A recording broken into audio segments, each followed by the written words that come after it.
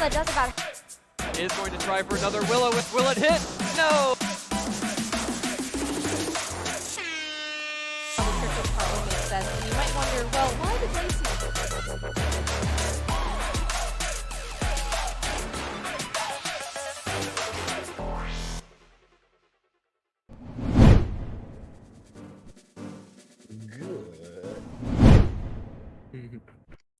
Good evening, trainers, and welcome to another episode of Silph Co Sports here on Geeklife. My name is the Dodd, the streamer that you need, but not the one that you deserve. And joining me today is the man without a plan, Nibs from Nibs Plays Games. How are you doing today, Nibs? I'm doing great, Dodd. Thank you so much. Good, man. What Nibs? What games you been playing lately? What you been doing? How have things been? Things have been pretty good. I've been playing a lot of VGC. You know, we got a new series now. Series 11 is upon us. We're in November 3rd is today's date. Been doing some shiny hunting and playing some Unite. How about you? For me, I just finished off Batman for Halloween. Geeklife did a lot of like Halloween stuff here, and it was a great fun. And we got a raid from you, which we really much appreciated. So thank you for that. And then we had Fattest Sacks here, and Totally Awesome, I think, was there for a little bit. Caperdoodle, all kinds of stuff. It was a lot of fun. But I started off that whole train with Batman, and I kind of got that series out of the way. So I'm glad I'm done with that. But I've been lately deciding that I need to go back to my roots and get back into more competitive Pokemon. So guaranteed each week for my stream, I'm going to do at least a Unite stream or a VG stream, ideally both. And that's what I've got planned for this week. And I'm trying to also bring on other creators to hang out with me and show me their teams and help me, become a better trainer. And this week, I'm super excited to say that I've got Echo Rose hanging out with me. They got a team built for us, and we're gonna take down that ladder. And we've done it before, and it's been a lot of fun when we do. So that's kind of the gist of what I've been up to. Nice. Yeah. Well, Dodd, we got a great one for everyone out there tonight. First of all, we're going to be talking about the global expedition that Pokemon put out there and what it actually means for the VGC's Series 11 meta. Then later on, we're going to be updating everyone on some things EGL and talking about the end of the Unite season. Then we'll be telling you everything you need to know to survive the Series 11 meta. It's kind of cool, Dodd. We're going back to Series 8, right? Right. So we've already seen this meta, so we kind of have somewhat of an idea. Yeah. In the very first episode of what we're calling Silph's Declassified VGC Survival Guide. So, classy stuff here. Classy stuff. And then, as always, we're going to finish off the night with a match between ATX VGC's own Tki Chase and Rollacosta. So I'm super excited to see that too. I've seen Rollacosta cast a lot. I've seen Chase cast a lot. I haven't gotten a chance. Well, I've seen actually them both play separately, but never play against each other. So super excited to see that. They've played against each other a lot. Yeah, I'm sure they have. I've never gotten a chance to see it, but this may not be anything new for you. But sounds like one hell of a show that we've got planned. So I'm going to get us started with the first story of the night, which is the Global Expedition. Nibs, I don't know if you heard about this, but the Global Expedition was this past weekend. For those who haven't heard, the Expedition is an online tournament similar to the Players' Cup, featuring players that have achieved the best results in their respective regions. In the last official tournaments, the best results in their respective regions in the last official tournaments, which were played in Series 9. As a result, the following players qualified for the event. You have Enrique Grimaldo, Leonardo Benamoni, I'm going to butcher all these names, Resno Navarro, Luke Luleli, Kohi Fujita, and Wonsak Jung, and Jirawat Titarasiri. And these are, people that won the highest ranked player in, the Pokemon Players Cup 4, highest ranked Latin player in Players Cup 4, highest ranked player in the United States was Enrique Grimaldo, and that's what the one in the Players Cup 4 that allowed him to go there. You have the winner of the Pokemon Japan Championships, Pokemon Trainers Club, the Pokemon Asian Players Cup.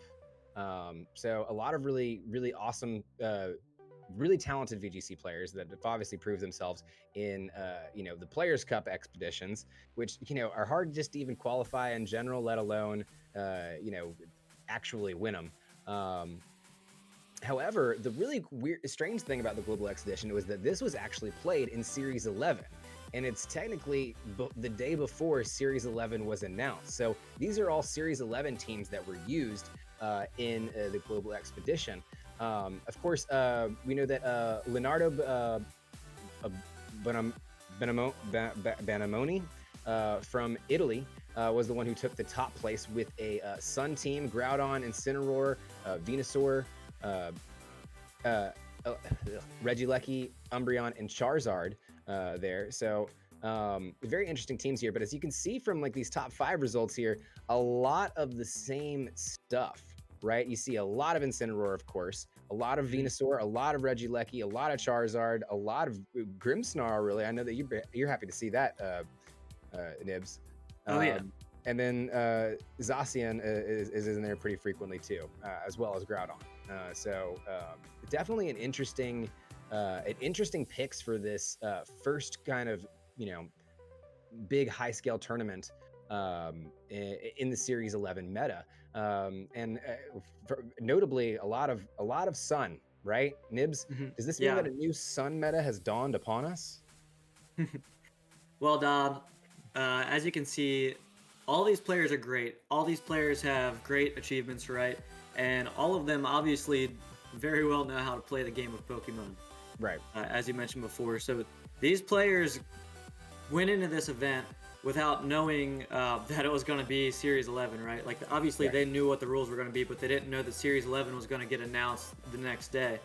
But all these players are using what is the most popular right now. I mean, if you're looking at the top, top 8 players list, every single one of them is using Sun, and they've all got what you need in VGC to succeed, right? So you got speed control, you've got your hyper offense hitter. Most of them have Zacian for that. Some of them have Groudon and they're restricted. They got speed control with the Regieleki, screens, everything, Dot. But it's funny because Sun is always good, right? Sun is always going to be good. Right. And as you can see, these players knew that. And no, that's I mean, what happens. Where you don't see Groudon, you see Torkoal. I mean, it's very common right now, and it's funny because, and we'll get more into particularly this later. You see a lot of Zacian with Sun, which you don't really see very many Steel types like that want to be in the Sun, but there's a lot of good reasons for it. And of course, Venusaur is in there. Venusaur and Venucle no skill. It's been there since the very beginning of the meta. It's a hard one to do, and it's exactly the reason why we run all of our Incineroars with safety goggles. So there's a lot of things that are not surprising here, but I mean, these are the top players in the world. So it's really not about the Pokemon they're using. It's about how they're using them, and how they have used them. And, congratulations to Leonardo. And that's why we also have access to a wonderful Charizard that I think today is actually the last day that you can actually get that Charizard. So that's pretty cool that you can do that. You have to use the code Global Champion, I believe. Global Champ 2021. I think it's 25, right? Or is it 20? No, is it 21? It's 2021. It's 2021, and it's but it's you have to replace the O's with a 0. So. Oh, okay. Yeah. But yeah, that's that kind of wraps it up for the Global Expedition stuff. Very interesting stuff going on there. Definitely some signs for what we're going to see. Series 11 meta, Series 11 for sure. But that's not the only thing that's been going on lately. The EGL has been progressing pretty steadily. And as someone who's a part of the EGL, right? I figured that you'd be the best one to report on what's going on there. So tell us what's going on from the sidelines of the Evergrande League. Is that what it is? Yeah. Yeah, there we go. Dragonstorm, thank you for the follow as well. Yes, thank you so much. So for what's going on in EGL right now, we're in the middle of week 3 at the moment. Most teams don't have anybody that has played so far, or like 1 or 2 matches have happened. So we're right dead smack in the mid-season. I don't have a standings table or anything for you, or any updates of which teams are absolutely dominating. I know the Giratina Origin, they're 2-0. I don't think there ever was an Echo Dot. But yeah, so that's that for that. But what I really mostly want to talk about is the meta right now in EGL and what people are using. As we were just talking about a few minutes ago, Dot. So number 1 in usage right now is Landorus Tarion, Incineroar, and Grimmsnarl. And then obviously we have our top restricted is going to be Zacian Crowned. So a lot of stuff is carrying over from S10 coming into Series 11. It's kind of crazy to me that honestly Sun is really dominating right now, and the main reason that's like kind of nuts to me is because Series 8 was all about Kyogre, right? Everybody was going nuts for the Rain and Kyogre and all those teams, but now people are just popping off in the heat of things, and they're going to the Sun with the Drought with Groudon, or with as you talked about earlier was Torkoal. Sometimes both. Yeah. Dad, I don't know how much you're paying attention to EGL, or if you have anything, but that's really all I have at the moment for EGL. Yeah. Well, that's good. It seems like that's been progressing along nicely. I mean, I've seen a lot of stuff been talked about on Twitter about it, and seen a lot of matches going back and forth. So, how is it looking, particularly for the Mewtwo's experiments? Mewtwo experiment? Oh man, we have an absolutely stacked team. We have 21 players, and it's a blessing and a curse in the same sense. You know, it's a curse because not everybody can play every week. But you know, the league is also, they have this thing called PP for the players, so you can only play a maximum of 3 times in a row, and then you have to rest the next week, and then you earn up every PP for the week that you take off. So we don't have any issues. We don't have PP problems, if you will. You don't have PP problems. We don't have PP problems. We got plenty of players glad to that you don't have protect PP ourselves problems. from the PP problems. You got Sun plenty of players to help you from the PP problems. That's good. That's good. I'm glad that you guys really have learned how to work together to solve your PP problems. Yeah, so Dob, there's 240 players that are involved in this, and more people surrounding that that go into the EGL. So like, honestly, I would really like to talk about how like the leagues like this, draft leagues, player draft leagues, they kind of shift the meta in some sense, right? Like a lot of it is counter teaming. Like you research your player, you see what your opponent, you see what they're using, and you try to use something that you know is going to beat that every single time, or you use something that you're familiar with because you're not the best and that's all you're good at and all you really understand. You learn, like, you know, all the calcs off the top of your head.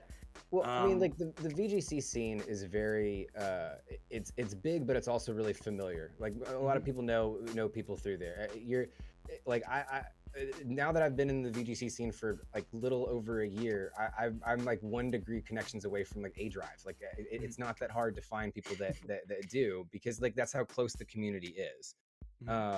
But and so when you have a big EGL has so many different players in it, much more than a lot of the draft leagues that I've been a part of, or at least the leagues that have been broken up into. I don't know if UGA might be bigger than it or not, but we would have to see. But when you have so many of these big players who, you know, are content creators and show off their teams, and I mean, like those kind of do end up pushing the meta forward, because they're the ones that are presenting it. Like you see something on someone else's stream and then you want to use it. I mean, like that's how all of these things work. I mean, there was a lot of things with Colossal that like we didn't see at the very beginning, but then once we saw a lot of the players using it, including Wolfie Glick, you know, it literally just started steam engineing from there. So I think that there is something to be said about the shifts in metas that can happen from things like EGL and big player draft leagues like that, for sure. Yeah. So I mentioned the table right earlier. The not the table, but the top most used Pokemon in EGL so far.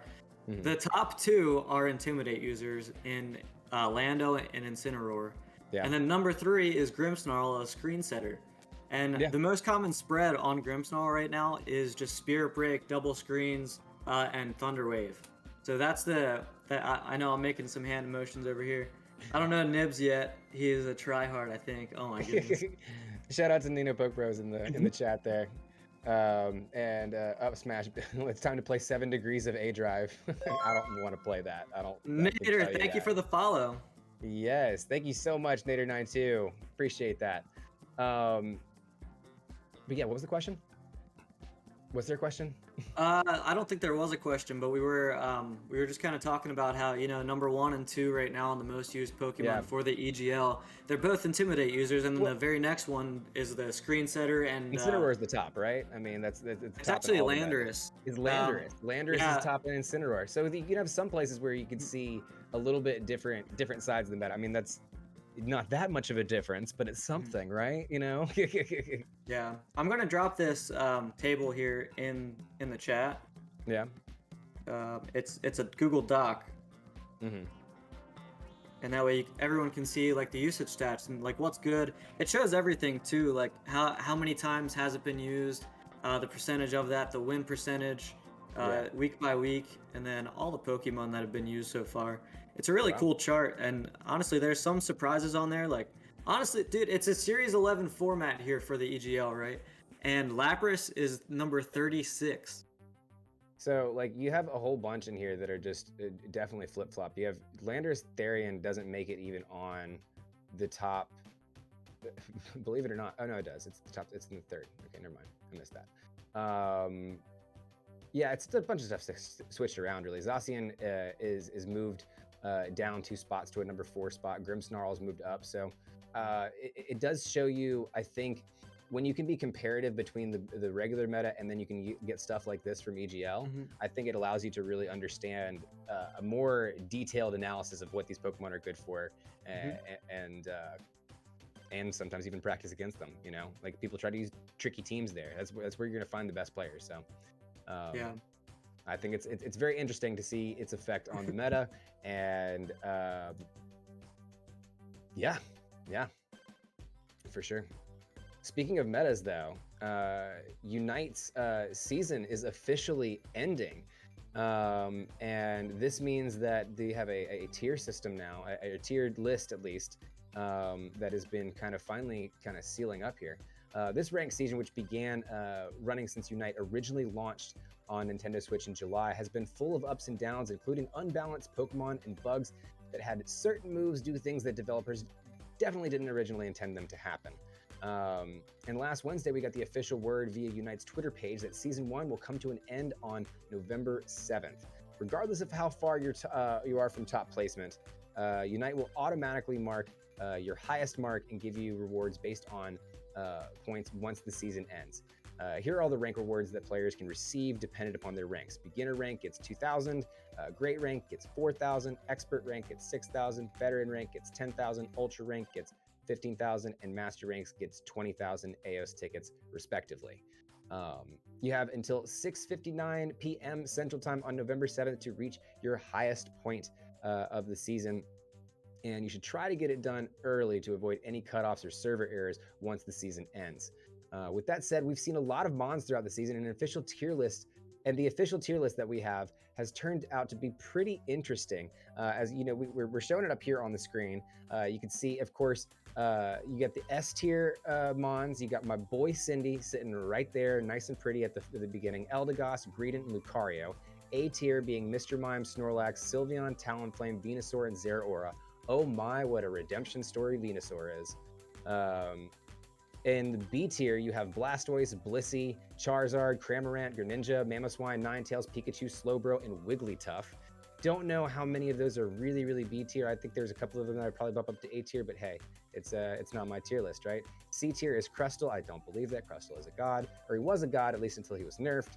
Absol, Garchomp, Gardevoir, Gengar, and Machamp sitting down at D tier, which is a bummer because I did really enjoy Machamp. He was a lot of fun to use. But Nibs, what do you think of this tier list? What do you think? Is this accurate to you? Do you think these all are? Do you think this tier list is right? I think all you have to do is keep Lucario and Greedent at the top, throw Mamo up there, and then everybody else underneath of it, and you're good. As long as you have your mons at the top S tier, you're fine. See, Oh. I'm okay with my A tier Zero Aura, okay? Mhm. I had some clips from last night. Actually, the tail end of my stream last night, the last match that I did, I just fucking tore shit up with Zero Aura. I've been using running an attack weight Zero Aura, which is really good for my play style because I like to just go in and score like little small points at the beginning and then just gank whoever's on the other side. You can usually take out the entire team. Which is a lot of fun. Yeah, we see Up Smash in the chat there saying rest in peace to Gengar. Oh my goodness. I know, right? Gengar is terrible now. Absolutely terrible. Venusaur rose and Gengar fell, right? That was completely a different situation at the beginning of the season. Gengar didn't really have anything, was kind of, Gengar had everything, was super broken. Hex and Sludge Bomb was just a nasty combo. And a lot of times you'd be going up against Gengar, it would be running away from you, and then all of a sudden it would just teleport, disappear, get behind you, and then take you out. Didn't matter who you were. Now I see it run a lot less, but mostly because I feel like Hex got spammed to hell and back, and it was just too powerful. That being said, I'm not sure how Zero Aura has gotten away with Discharge for so long, but hey, I'm okay with it, right? I'll use it while it's available. Any other things that you're surprised to see about this tier list? Not really. Honestly, Crustle being in its own tier list is kind of weird to me. Garchomp kind of got a little bit of a rise. It was by itself in F tier, I think, and then they bumped it up to D. So Garchomp is doing a little bit better. I would like to see Garchomp be even higher. You know, I would like to see it. I don't think it's there yet, though. I really do think they need to fix the leveling or like the experience gain, or it just takes way too long. Garchomp's problem is he doesn't get good until he's Garchomp. Like it's hard to do anything with anybody until you get to that point. And honestly, I can't think of another mon that's really that much like that. I mean, Greninja has a little bit of those problems, but it's B tier. It does really well. Greninja being in B tier actually is something that stands out to me. No, like that doesn't make any sense at all. Cinderace, I love Cinderace. No, I think S tier. Cinderace, I love Cinderace to death, but I mean, like Greninja can do everything that Cinderace can do, possibly even better in a lot of different ways. That's one that I've been trying to like kind of look into more, but I think Greninja should be absolutely a lot higher than B tier for sure. Yeah, I agree. I'm definitely really excited. I told you I wanted to talk about this too, but I almost forgot. And to answer, answering Nader92's question in here. This list is from unitedb.com. It's as official as you guys want it to be. So I put a link for you guys there in chat that you guys can go check it out. But yeah, it was a website made by community members, so it's not really official, but it's the most official tier list we've got, right? I think it's the most that anybody has. Yeah. Also, we saw the drop of Absol going down to D. I wish that thing would just go to F tier so people would stop using it. Like, yeah, it does hit hard, but I mean, that thing it shatters like glass, man. Look, it's an edgelord favorite. People are gonna pick it because you know that they want to put on My Chemical Romance in the background and play with Absol. So yeah, when they're not playing I'm kind of sad to see the drop in Blastoise usage, or not usage, but skill. I really like seeing it kind of take off with the rapid spin. I think it was pretty broken at the beginning. I think it was like I bought Blastoise this past yesterday because I was playing a bit, and I want another defender. I don't feel like I have a good defender, and Blastoise has been looking good, but I've felt like Blastoise has been broken forever. Dude, Blastoise is what, 10K? And Greedent is only 8. I think he's 8. Okay. Well, Greedent is 8, and it's S tier right now, so... but that was the thing that I wanted to tell you, but you can get Greedent with pumpkins. If you can get that many. Oh my god. I'm at 50 right now. I'm almost there. When does that end? Does that also end November 7th? It's actually 7 more days. Yeah, you have 7 more days. So after December 7th, November 7th or something. Okay. I don't know. I checked it today, and like there's more time than I at least thought to get your pumpkins. So yeah, well, that will wrap it up for our headlines. And now we are moving on to our mod segment. We got a really cool, fun one for you guys today because Series 11 is here, which means that Series 8 is back. And tonight we decided to look at some of the most popular meta of Series 8, how it works, and how to work around it in the first ever Silph Co Sports Declassified VGC Survival Guide. So I'm going to start us off with our first combo that we have, which is the famous Tornogre. If you don't know what Tornogre is, it's Prankster Tornadus, however you say it, plus Kyogre with Water Spout. And the Prankster Tornadus has got to have Tailwind. You pop that Tailwind right off the bat, you hit Water Spout on Kyogre, and you can clear an entire side of the field. And many people have been doing it ever since Kyogre was allowed to be restricted in there. Water Spout hits at full HP, hits with like 150 power, and this Water Deity hits like a Mack truck. The combo is really, really hard to stop and can easily clear fields. I mean, you have a Tailwind up on one side of the field, and it's a very oppressive thing. Like even if you clear out the Kyogre, whatever's behind it still has the Tailwind behind it. So you've got to have a plans to do that. So common counters for Tornogre, right? You can counter it with Fake Out is a really nice one. Grassy Glide really, really stops Tornogre. So obviously Rillaboom is really, really important here. It's probably why we see Rillaboom so high up on the meta right now, because this is so prevalent out there.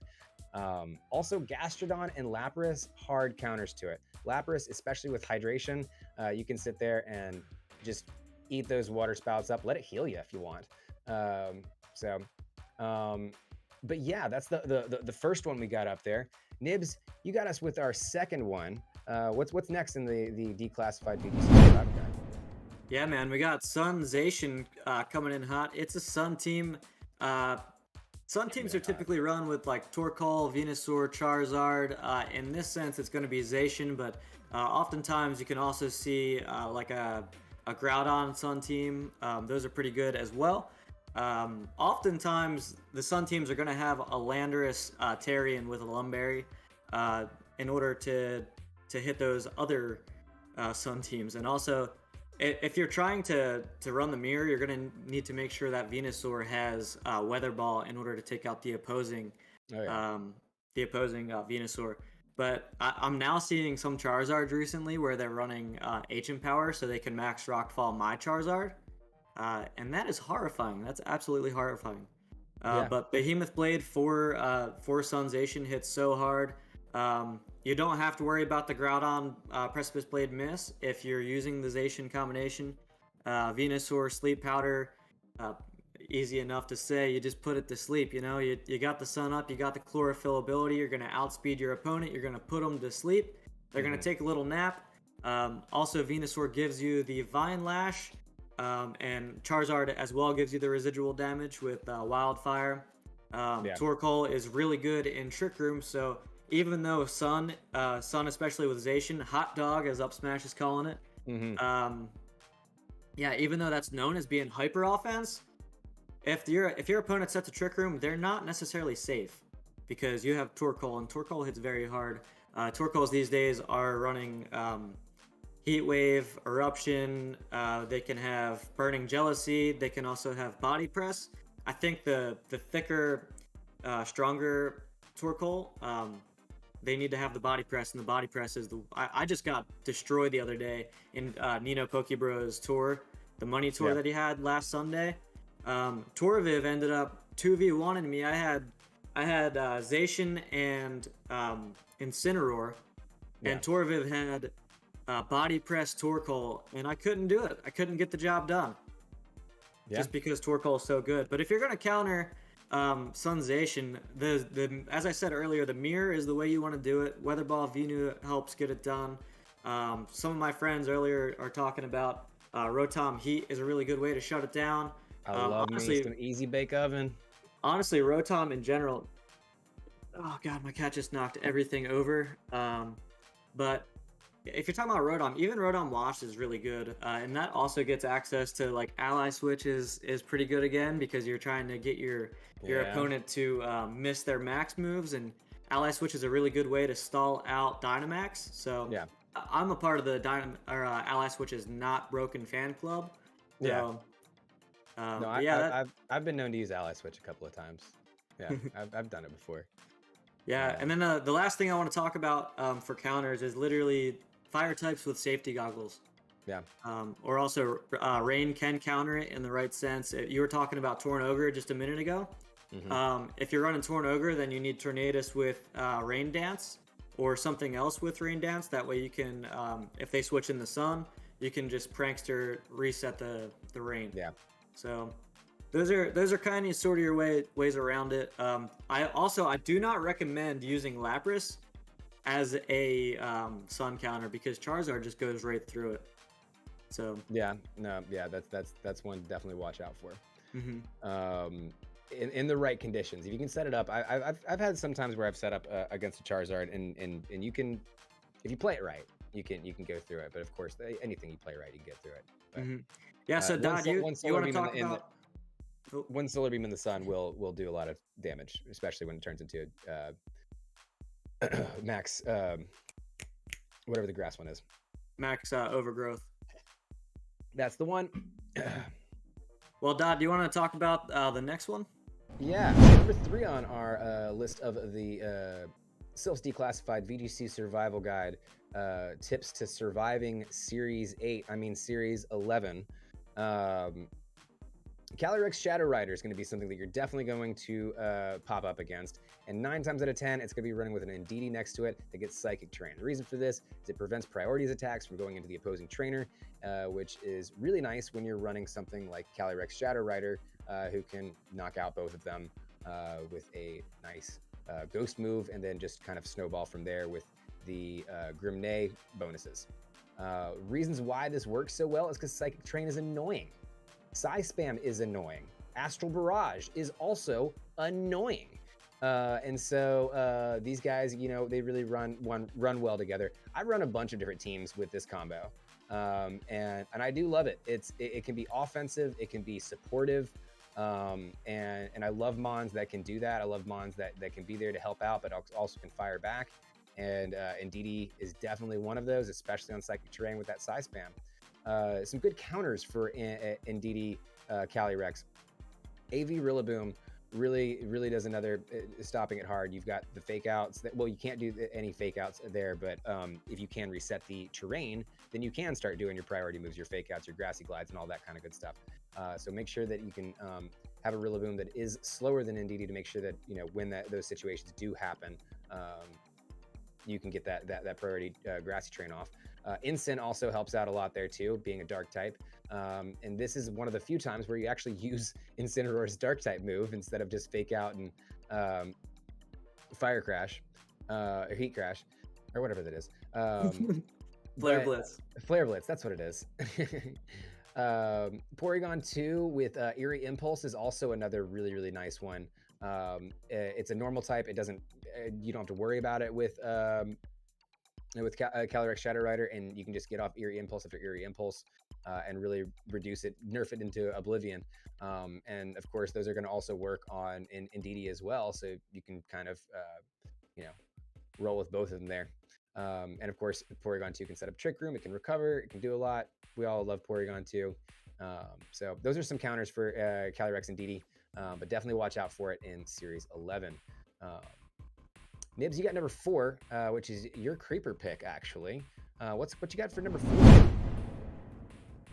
Yeah, Dad. So my creeper pick is actually just hard Trick Room in general. So everybody right now, when a format just begins, they wanna do hyper offense, man. Everybody wants to run hyper offense, and they want to try to run that straight through everybody. That is the quickest way to the ladder. I'll be the first one to tell you, if you wanna get higher up on a ladder, if you want to get out of the depths of the 1200 and lower, where honestly I find myself quite a bit, because when I build a new team and I want to like try it out, that's where I go, is just to an odd account. But the quickest way to jump straight up as high as you can is with hyper offense, and most of the time they don't like Trick Room.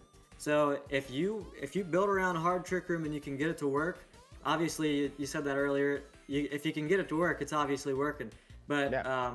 Like you were talking about Psychic Terrain earlier, so that way you can prevent takeouts from happening or any priority map moves in that.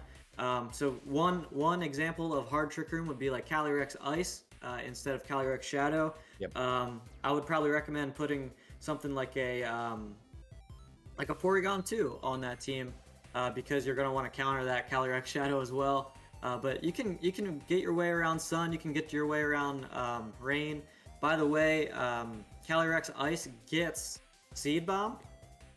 So that's one way you can get rid of both Kyogre and Groudon. So it also gets close combat, which you can run right into Incineroars with, which is really nice. Yeah. But one way you're going to want to counter that is literally just to you can keep your hyper offense still, but just bring one Pokemon that has Trick Room or Taunt, or a really fun way to do it is Imprison, Trick Room Imprison Pokemon like Chandelure. That's a really cool example. Yeah, so that's the biggest way, and that's definitely my creeper pick. Is just hard Trick Room in general because people just they want to just go burr and just run through everybody. Yeah. And honestly, that's not a terrible mindset to have because a way that I like to think of it is if you can win game one just by going absolutely insane, well, then you're only one win away from winning the set. There you go. So, there you go. No, I agree. I think these are some great picks for Series 11. I think that there's a lot of stuff that we saw there in Series 8, and I'm excited to get back to it. I'm excited Dynamax is back. I haven't gotten to do it yet, but of course, tomorrow with Echo Rose, we're gonna go out there and get some matches in and grow some big boys and do some max moves, do the Dynamax thing that I've been missing out on for so long. No more just sitting there with a bunch of spread moves, and no more wide guards, no more feints. Maybe we can still see feints. No, feint doesn't work when I need max guard. That's why it didn't used a bunch. So, but with that will wrap it up for the first half of the show. Thank you guys so much for tuning in, especially Ralph Nader 92, or sorry, Nader 92. Why did I say Ralph? I have no idea. It's because that's what I was trying to remember the name. Nino, Nano Poke Bros, Big Bird with a Beard. Thank you so much for the follow as well before the stream. Pickley, thank you so much for tuning in. Littlest Nelly, everybody, thank you guys so much for hanging out with us. We're going to take a short break, but before we do, we want to shout out, of course, our sponsor, which is Swift Lifestyles. You can use code GETGeeked for 15% off your purchase. Energy drinks, hydration powders, swags, shakers, so much more. It's a great way to show that you support the show and get a tasty drink too. You can use code GETGeeked for 15% off your purchase, swiftlifestyles.com. But yeah, that'll do it for the first half of the show. We'll see you guys in just a second with our match of the week and our top 5 plays of the week, so don't go anywhere. And welcome back, trainers, to Silph Co Sports. We've got our featured match of the week here, and we've got a fun one today. We've actually, if you guys haven't heard before, Nibs, it's a plug for you in ATX VGC. ATX VGC is well, can you explain to him what ATX VGC is? I think it's weird if I did it. I don't think it's weird, but basically we're a group that we're all located here in Austin, Texas. That's what the ATX stands for. We all play VGC. We met up one time back in Dallas Regionals is where we met. And then we decided to start a scene here in Austin, Texas. But then COVID hit and we kept meeting up virtually.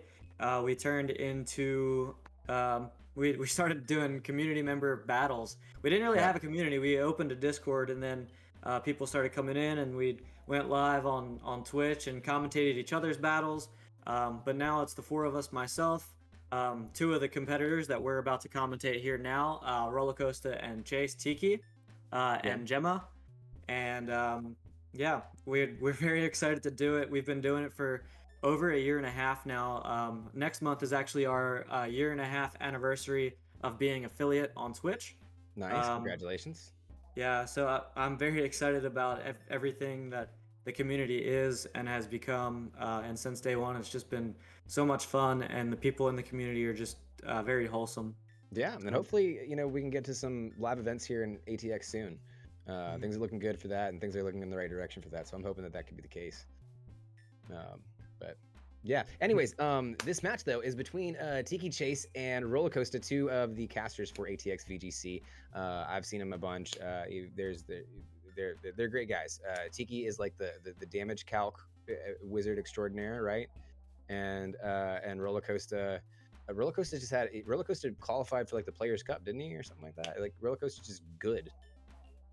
Man, I would love to talk about all of Rollacosta's achievements, but there's so many of them, and it's hard to remember exactly which place he came in and when. But I do know that he was one of the top North Americans. I think that meant that he was top 16 in North America for Players Cup 4. Yeah. I think somebody correct me if I'm wrong. Pickley might have an idea. Maybe somebody else might have an idea. I think that's right. I think so too. Yeah. But yeah, so he's got so many achievements under his belt, namely in the COVID times. I think he and Chase are both Gen 8 players, which is insane because Chase is now known as like one of the best team builders in worldwide. Honestly, I'm serious when I say that. I don't know if Chase is tuned in or paying much attention to this, but it's not just me that thinks that. I know that Aaron Cybertron Zhang also thinks that Chase Tki is one of the best team builders out there. So, yeah. Yeah. Well, so you got one of the best team builders out there versus Rollercoaster, who's one of the most decorated players here in Austin. So it's a really fun matchup. I'm super excited to see what we've got here. So let's get to it. Let's get right down to it. Absolutely. All right. So as we said before, we got Chase and Rollercoaster here. I did not get a chance. I haven't even got a chance to look at these teams, what they brought, or anything else here. So this is all going to be a surprise to me. So I literally don't know anything at all. I haven't even convinced or confirmed with you that it was Series 8. It looks like Rogov Go. So it looks like this is Rogov's Sun team. Looks like Series 11. Yeah, it is. Okay, up at the top. Cool. Well, do you know? You don't know anything about this at all? No, but it looks like we got a Sun team for sure. We got Venusaur, you got Groudon, Charizard, Porygon 2, Incineroar, and Grimmsnarl. And I believe that's on Austin's side, yeah. And then Chase, you got another Grimmsnarl, Regieleki, Blastoise, Landorus, Turtonator, and Calyrex. What do you think about these two teams? Obviously, you got two different cores here. Yeah, I'm very excited. Earlier on, we were talking about matchups and what's dominating, what's doing well. We do see Calyrex here as one of them, and Sun is another one that's absolutely dominating. This one is a really good core. Obviously, Rogov is the one that created this team, I believe, that Austin is using. But the really cool thing that I'm seeing, and maybe you guys are seeing as well, is that Turtonator. Almost every Turtonator that I've ever seen is just Iron Defense Body Press. And it could also have like a substitute and a protect, or I think that's pretty much all it ever does. It might erupt as well. I'm not entirely sure, but I'm very excited to see it. It's definitely not one of the highest used. It doesn't have a high usage in the meta for sure, and seeing it in there, of course, can only mean tricky things, right? So absolutely, that's good, but good tricky things, hopefully, Yeah, so it looks like we are going to have our leads here for both of these players, and Chase is just going to lead with the Landorus and the Grimmsnarl on his side, and on Austin's side of the field, it's going to be that Venusaur and mirroring the opposing Grimmsnarl. Yeah, double Grimmsnarl here. You got a Venusaur in without the Sun, so it makes me think that either Grimmsnarl is going to switch into something, or I don't know.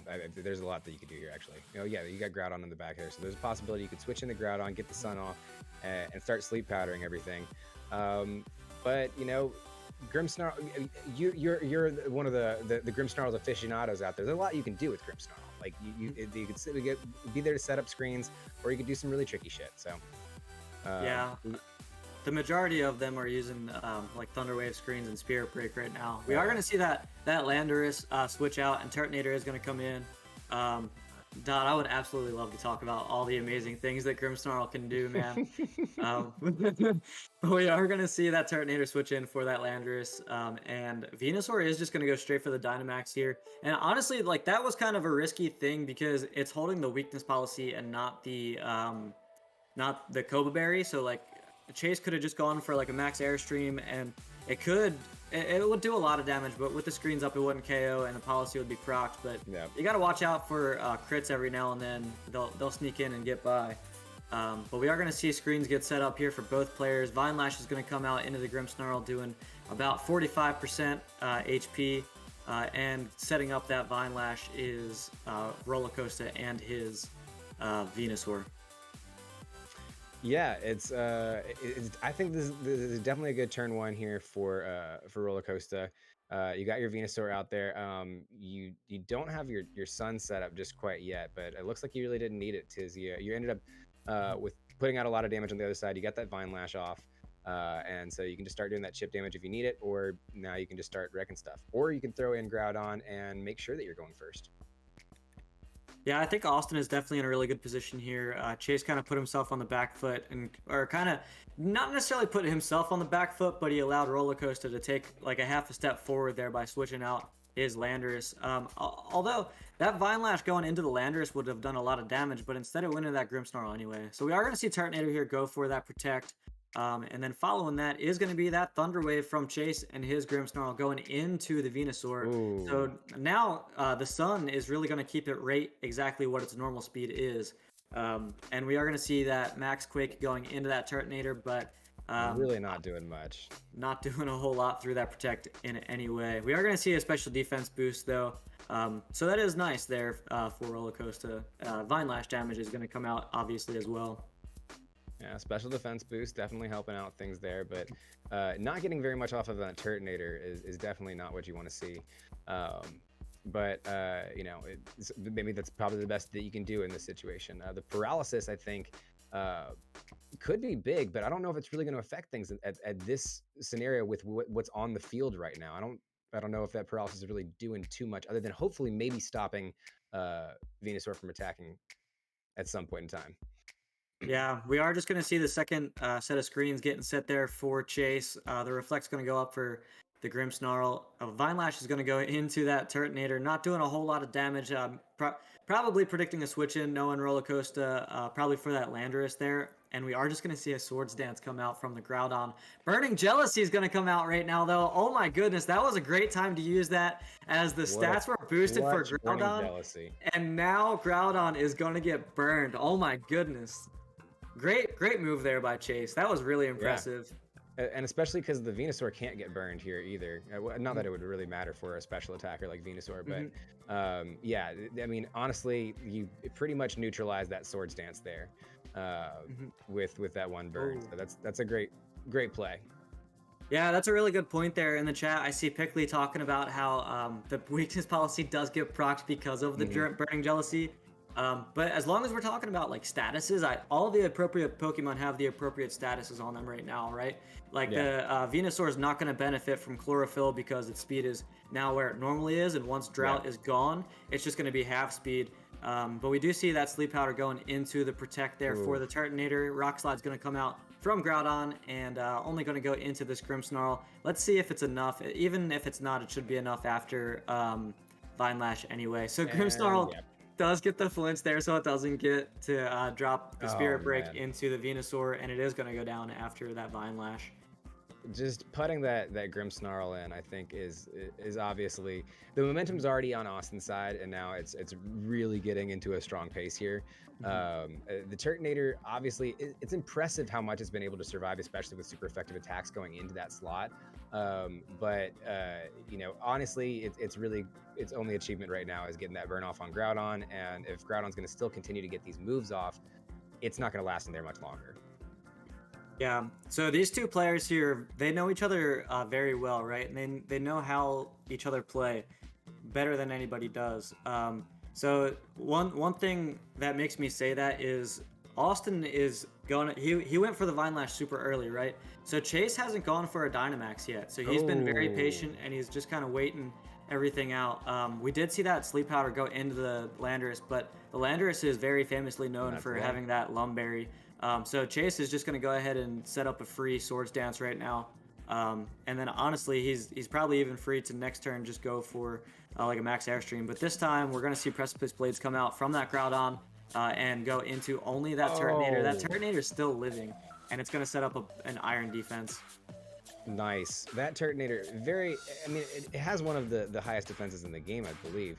But just to see it out here in action is very impressive. Not to mention, I mean, fire types in general end up being pretty defensive just naturally because of their resistances. But I still think that Chase is on his heels here, and you know, Austin's got a very, very prominent position here. But we do see the Dynamax coming out for Chase, so maybe this will be able to turn things around.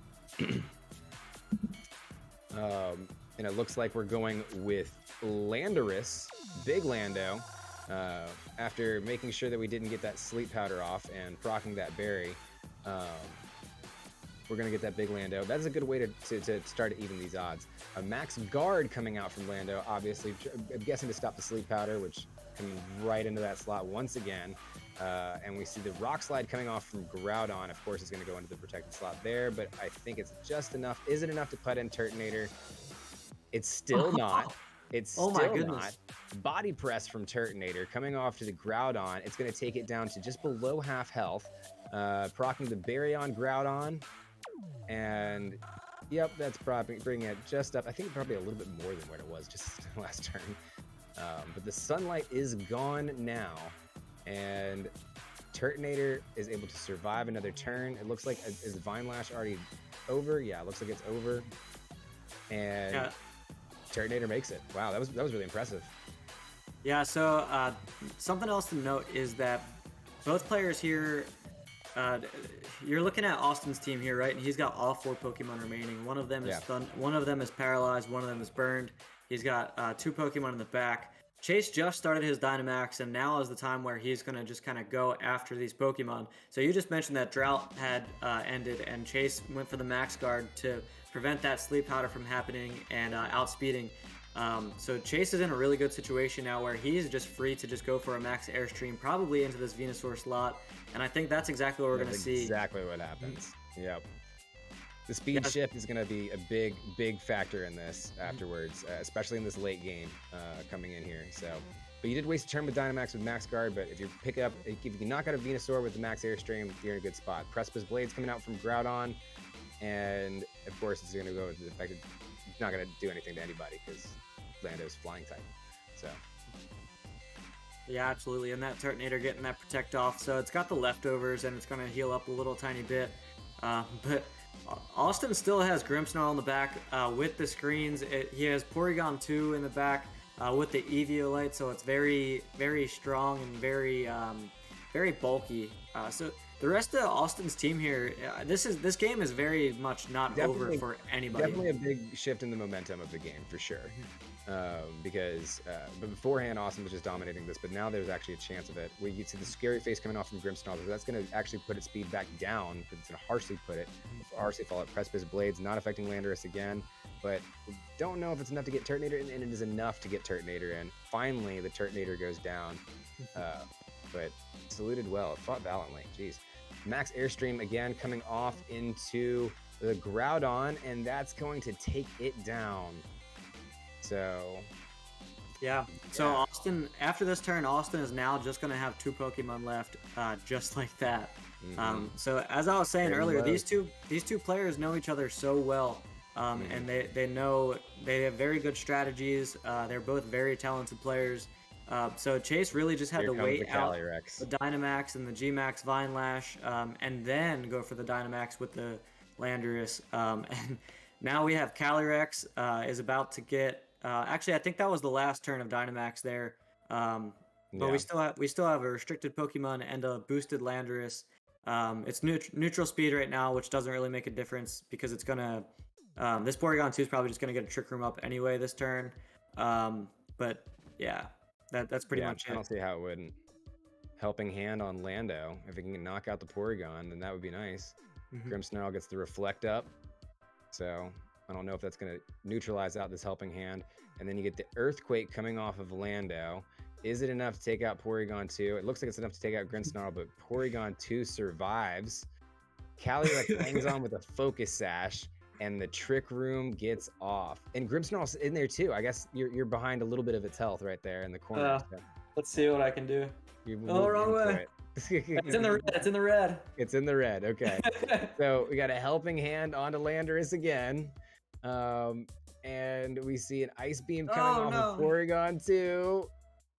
And Lando lives it. Spirit Break from Grimmsnarl coming into Calyrex. And Calyrex goes down without even getting started. So Earthquake is going to come Lando out from... comes off from Earthquake. Oh man. So Austin actually almost threw in game number 1 there. So all he really had to do was go for a Spirit Break into the Landorus, because that just to get rid of Landorus there from the Grimmsnarl, right? Yeah. Because now this is going to outspeed, and he gives Chase a little bit of a chance there, I think. Although they would probably argue and say nobody that wouldn't have changed anything anyway. But that was pretty crazy. Coming down to the wire to a little Porygon that could, and taking out a big Lando and Calyrex there at the end. That was a great match and a great win for Austin. How do you think game number 2 changes to change that result, or are we going to see that same thing again? Because Sun teams are Sun teams. I think we're going to see Austin be a little bit more patient. He maxed super early there, trying to get that Vine Lash into effect and get that residual damage off into Chase's team early.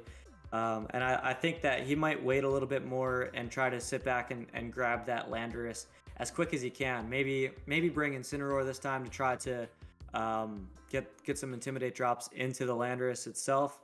But at the same time, Incineroar really doesn't have a whole lot of reasons to even go. So, Chase has a lot of different things that can hit it. One of them being the Turtonator, another thing being the Blastoise. That Turtonator was really impressive last match. I'm interested to see if it comes back again, because it did. I mean, it took a lot of damage there, and I think that it didn't put out much damage, but that's something. Well, if you let it get enough iron defenses off, it will be putting a lot of damage out there that you can't even, an unbearable amount of damage. But anyway, we are going to see the same leads here from both Chase and Austin. It's going to be that Venusaur and Grimmsnarl for Rollacosta, and on the other side, it's going to be Landorus and Grimmsnarl. What do you think we see here, Dodd? Is it going to be an Airstream this time around instead of a switch from the Landorus? Well, we're already seeing, I guess, from Austin's side, that there's going to be a bit difference in plays here, and I think that's due to the fact that Austin doesn't want to have that strong momentum early game and then have it crushed later by a late game Dynamax. So we're going to see Groudon come in here with the Drought, giving Venusaur the Chlorophyll boost that it needs, coming in with the Sleep Powder.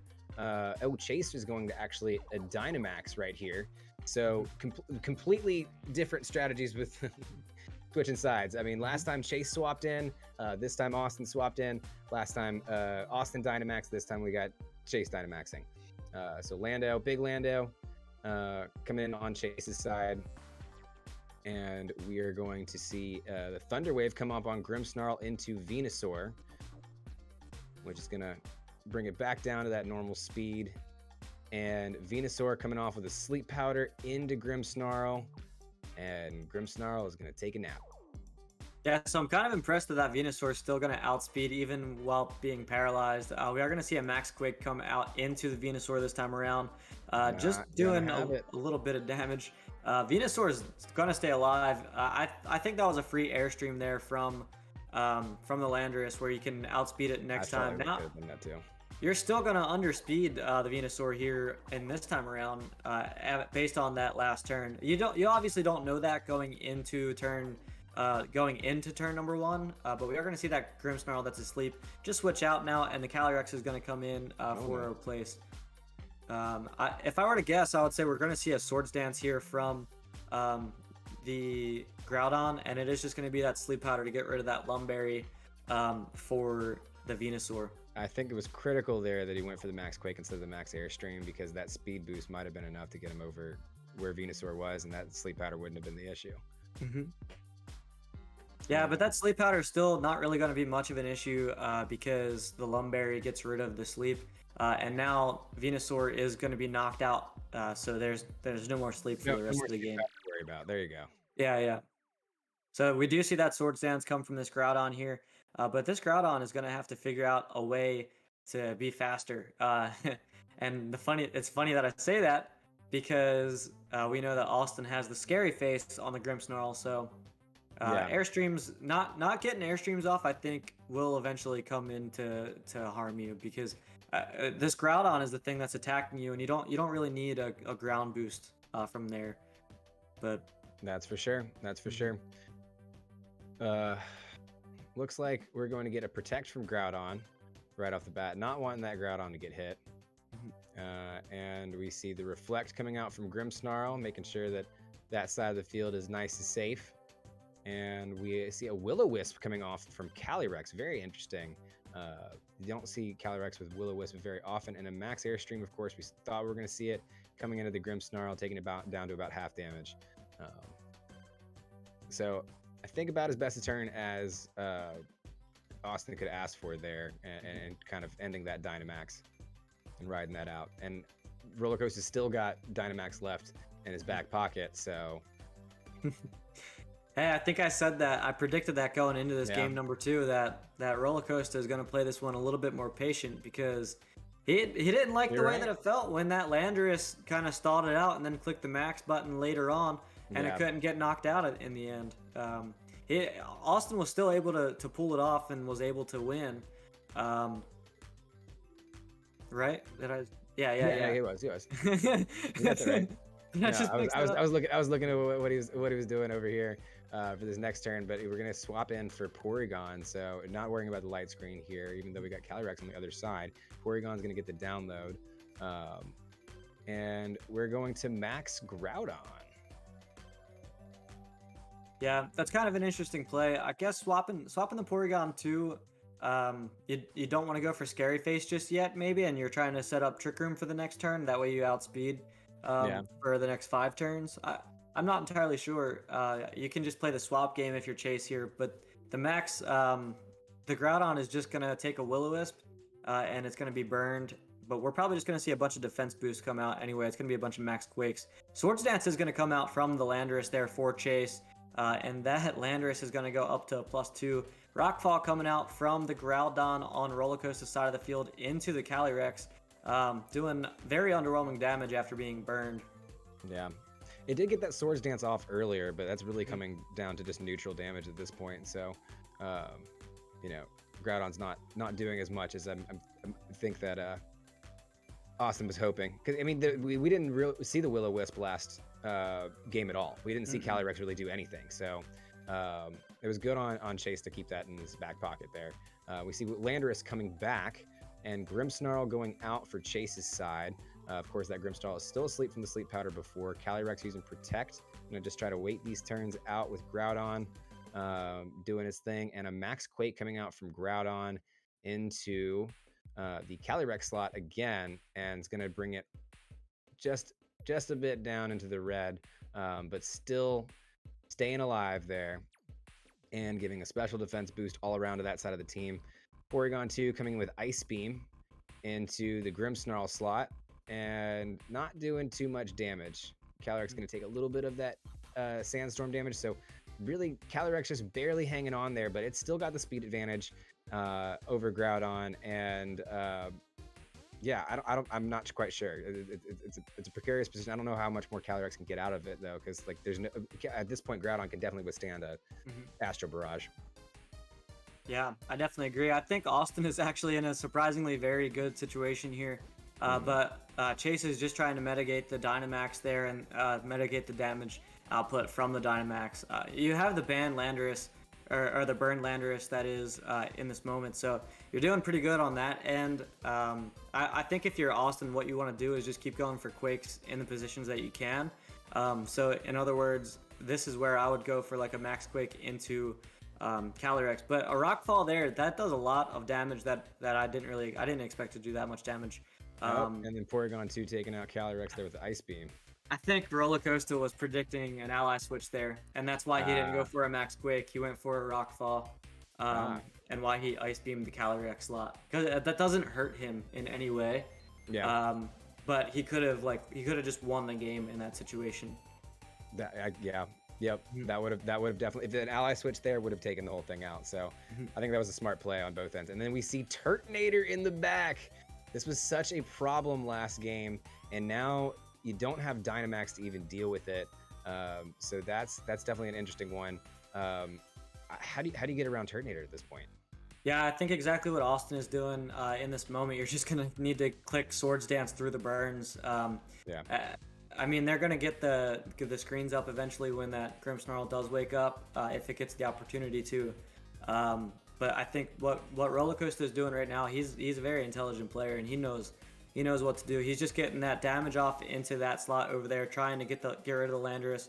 However, he is just letting the Turtonator set up iron defenses, which I mentioned earlier is a horrifying thing to do. Yep. You don't want to put yourself in a situation where Turtonator has a lot of health remaining, but it's at like +4 defense, where it can just sit there and literally body press your entire team.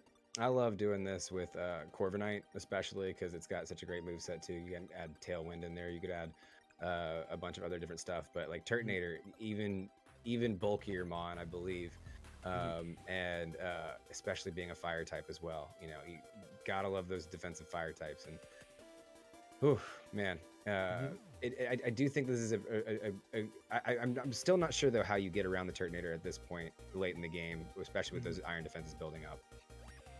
I think honestly, Dodd, the answer is you're gonna have to keep up with yeah. the Swords Dance, and you're gonna have to hopefully get lucky and get a crit so it ends earlier than it has to. We are gonna see Precipice Blades come out from the Groudon here in this time, and we didn't see a crit. And of course, not doing too much.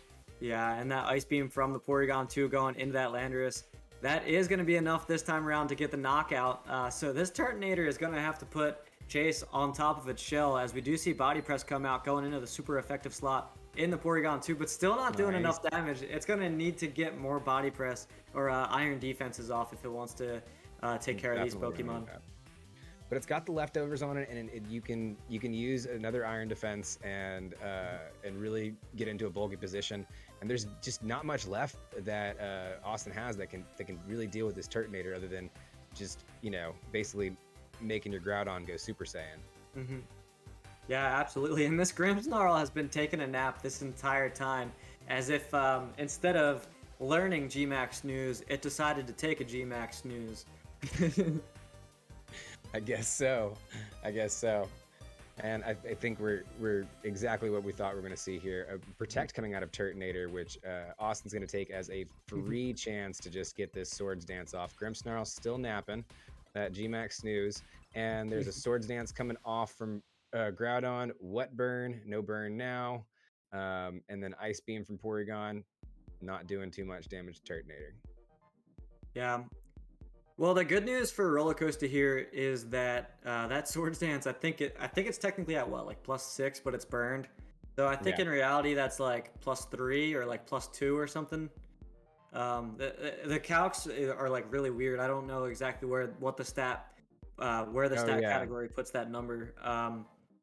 But the burn does still affect the damage that Groudon is doing. So basically what it does is it halves the damage of the base power for the move. So Groudon is still at +6, but instead of doing 120 base power, the Nader says it's like +2. Okay. So that's how the calc works though. As we are going to see the looks like that Grimmsnarl is going to get knocked out this time around.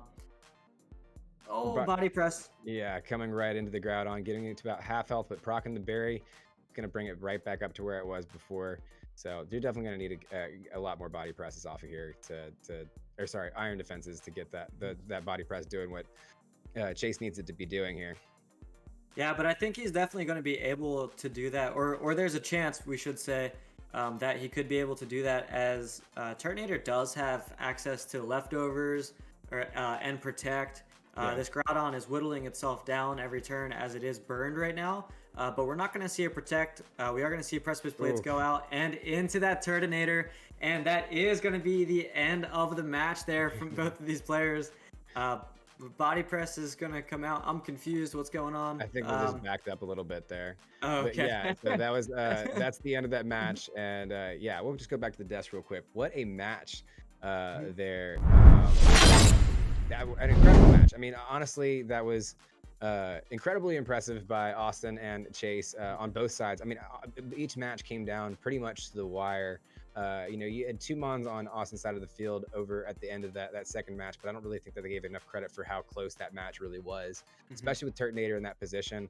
A couple more iron defenses, and then you might be able to one-hit KO that Porygon, and your Precipice Blades aren't doing too much.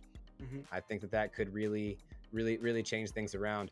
But yeah, what do you think? I think every single time that we watch a Chase versus Austin match, it is just absolutely something to learn from. These two players are honestly they're top players, not only in Austin but in honestly I think there's some of the better players in the world.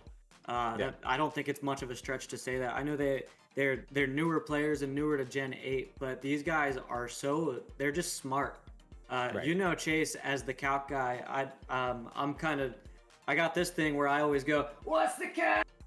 And it's about Chase, just because he's got so much knowledge, man. He's just so intelligent when it comes to the calcs and the numbers and team building in general by itself. And he's just very he knows everything, all things optimal. And Austin is just one that puts it into work, you know. Oh yeah. But he's very smart as well. You know, he's able to make those reads, and he knows what's optimal as well. There's not much different to say about Austin. Is he does the same thing, and he just kind of puts it out there and shows what it's worth, you know. Yeah. I mean, there's a reason why he is achieved so much in VGC the way he has, because he's a great player, and I think we saw that here in that match today. I think the way he positioned Groudon there at that last match was really impressive. Honestly, like fighting through the burn, I think Nader92 was talking about it in there. It's like 4 times, but it's halved. So you're like at +2 kind of thing.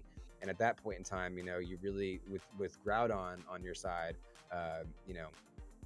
it's impressive what you could get out of there. Always kudos to both players. Man, I just want to say real quick, you brought up Nader talking about it's 4 times. Well, Nader also said Nibs is having PTSD from when I played Como versus Groudon. Oh my god, that was Nader. Yeah. Nader, that was you, wasn't it?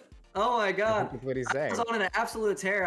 We were playing in Pokebros EGL tryout, and I was just I was using this team that I took from 0 to 1600 basically, or pretty close to it, on the showdown ladder. It was just a hyper offense Sun team in Series 10, so no max, with Charizard, Choice Scarf Charizard, and I took it to a tour and ended up getting a top 8 with it.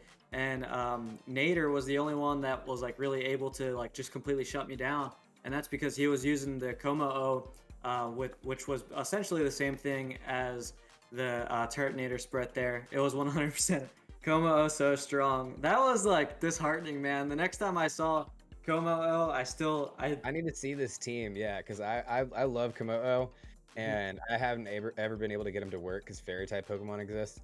I didn't have a fairy type. It was just a straight Sun team. There you go. And fairy types do not like being on Sun teams, that's for sure. Unless you're Grimmsnarl, in which case you're just a screen setter and a... You're good anywhere, You're also a dark type, which is a lot, helps out a lot. Grimmsnarl is kind of god. he's pretty good. All right, guys. Well, that brings us to our final segment of the week, and my personal favorite, our top 5 plays of the week. And Nibs, you've got to start it off with number 5. Tell us who number 5 is. All right, so number 5 is actually Nader, who we were just talking about there in our chat from a moment ago. The little slug takes down a big boy. So Nader's opponent here, Dynamax the Regieleki, which, as you guys know, usually only runs electric attacks, right? But we're seeing a Pokemon that resists that, which is Gastrodon. We're gonna see a Max Airstream come out from the Thundurus, from the Thundurus going into that Urshifu. Gonna give a speed boost to the Gastrodon here. Airstream's gonna come out from what?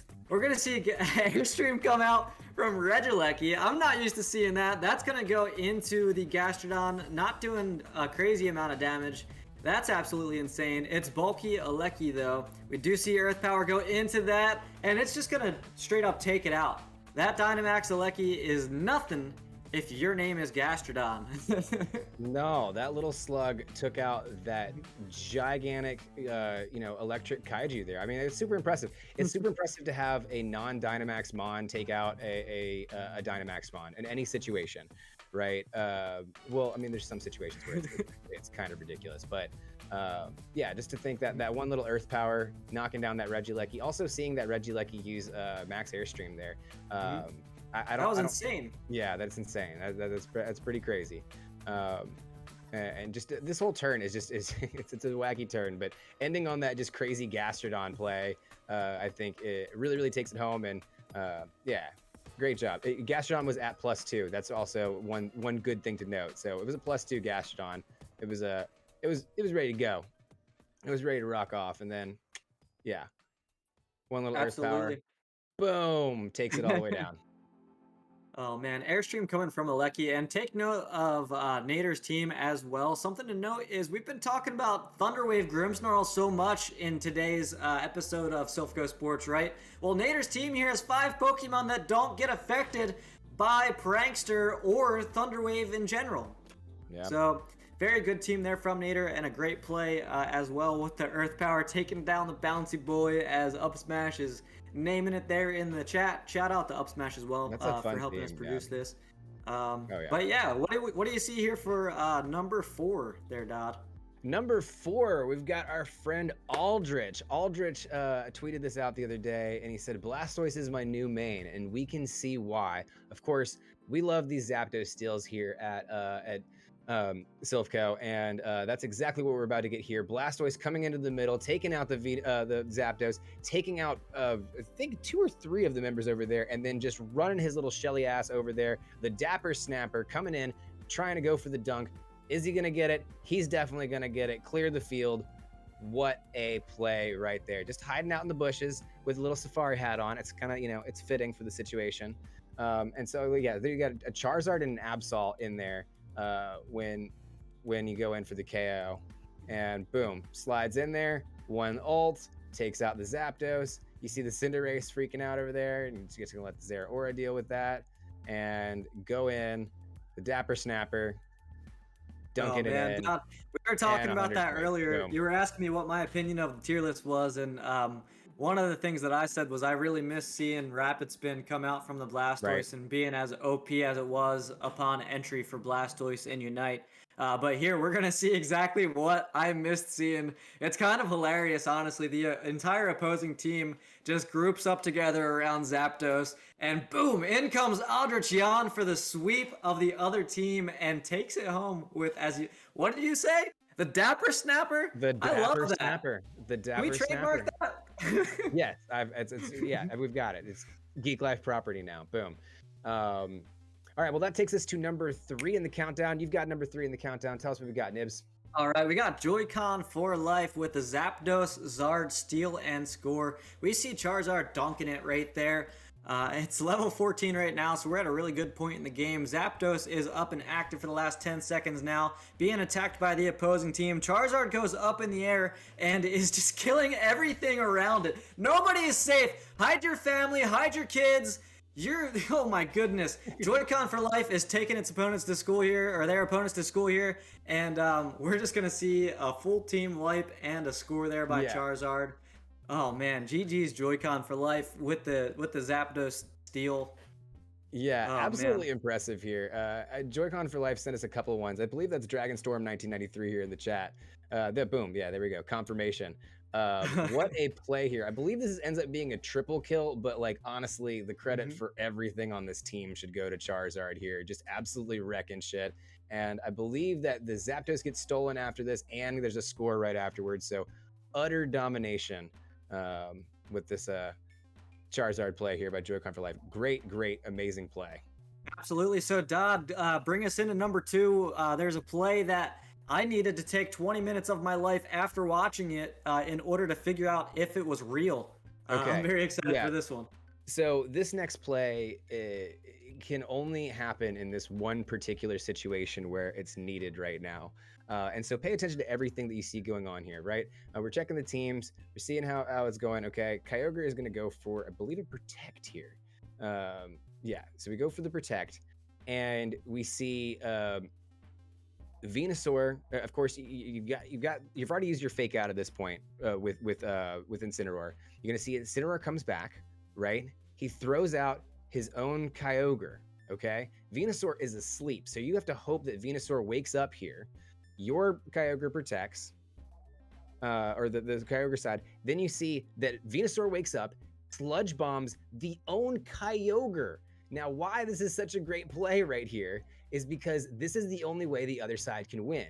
Now you set up where you have a fake out and you have Venusaur alive, right? You've spent so much time thinking about this. That is the only play that you can make to make this whole situation happen, right?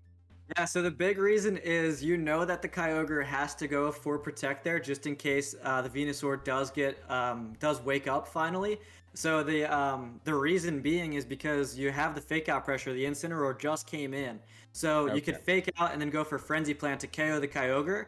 But small VGC here is predicting the protect from the Kyogre, so you switch out, self kill your own Kyogre. You wake up Venusaur, you bring in Incineroar back in, and now your opponent can't go for a double protect, or there's a small chance that you still live and you still pull it off. But yeah, basically that's like big brain to the next level where seriously, I took 20 minutes at least out of my life trying to figure out if this was optimal, if it made sense, if it wasn't a meme. I've seen like self-procking before to activate a weakness policy, and I thought when I first saw that was crazy. But this is bringing it to a whole new level. Like, how do you end up trying to recycle a fake out on the same? The only way you can do it is if you knock somebody out on a switch in.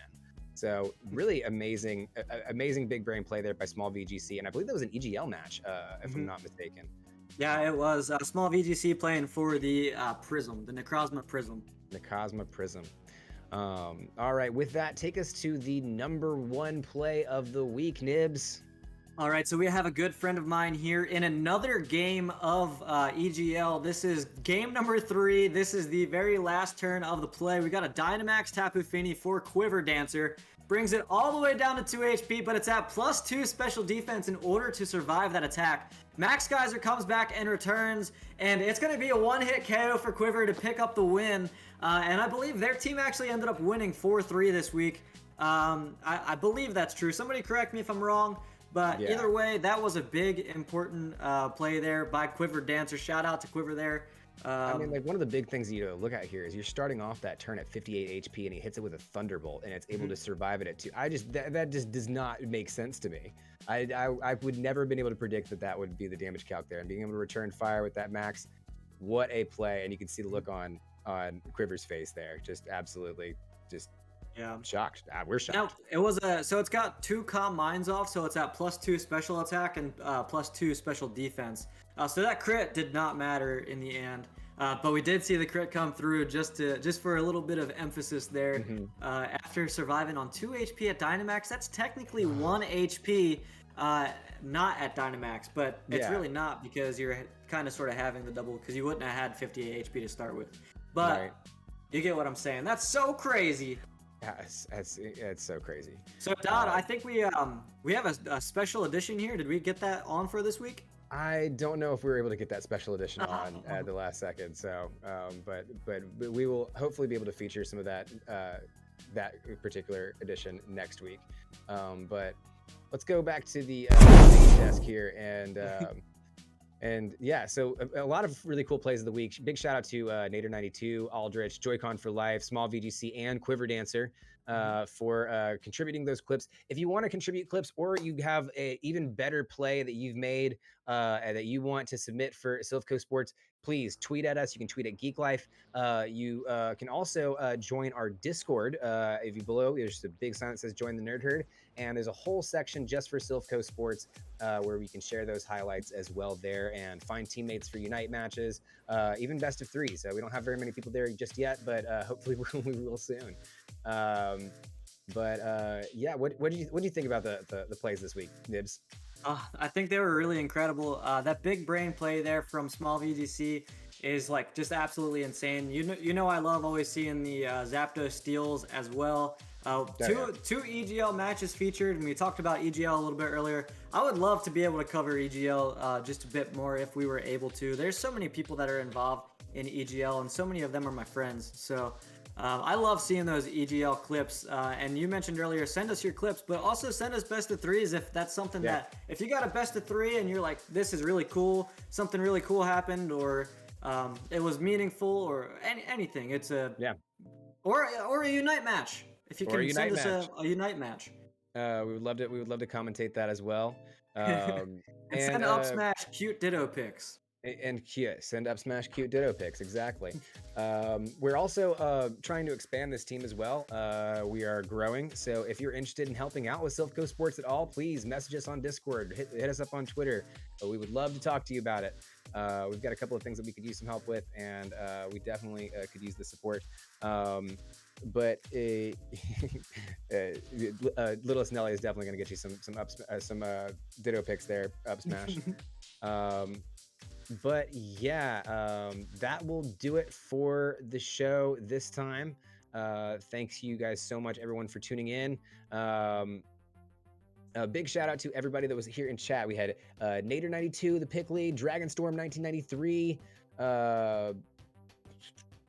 Savage, Patch Kid. Savage, Nino, Big Bird with a Beard, everybody there. Thank you guys so much for hanging out with us. We love talking about VGC with you guys and all the different stuff there, and commentating on these matches and doing all that good stuff. And if you like, just to remind you guys, if you like what you see or hear on the show tonight, be sure to like, comment, subscribe, do all the things. If you're watching us on YouTube, definitely be sure to comment and subscribe and like and do all that stuff for even more content. And if you want more of me, you can find me on TikTok, Twitter, and Twitch at Rusebane, WRUSE_BANE. Nibs, where can they find you? You can find me on Twitch as well as Twitter. Nibs Plays Games is my handle on any social media that I am pretty much involved in. I do have a TikTok as well, but I still have not made any videos. I do have a YouTube, but I don't use that a whole lot. But sometimes I will throw some stuff on there, like EGL matches used to go on there. You can also find me on Monday nights on ATX VGC, as we talked about earlier. And here on every other Wednesday, first and third Wednesdays of the month. On Geeklife, Silph Co Sports. Silph Co Sports. And last but not least, a big shout out to our big pink strange blob behind the curtain, producer Up Smash. You can find his content, link to his content in the description on YouTube, and right here in chat if you're live with us on Twitch. We'll make sure to get that out there. And yeah, that's everything from me. Nibs, you got anything else? That's pretty much it. Let's go Mewtwo experiment this week. Let's kick some butt and keep the momentum going. Yeah, let's do it. Let's do it. All right, guys. Thank you guys so much for tuning in, and we will see you guys next time.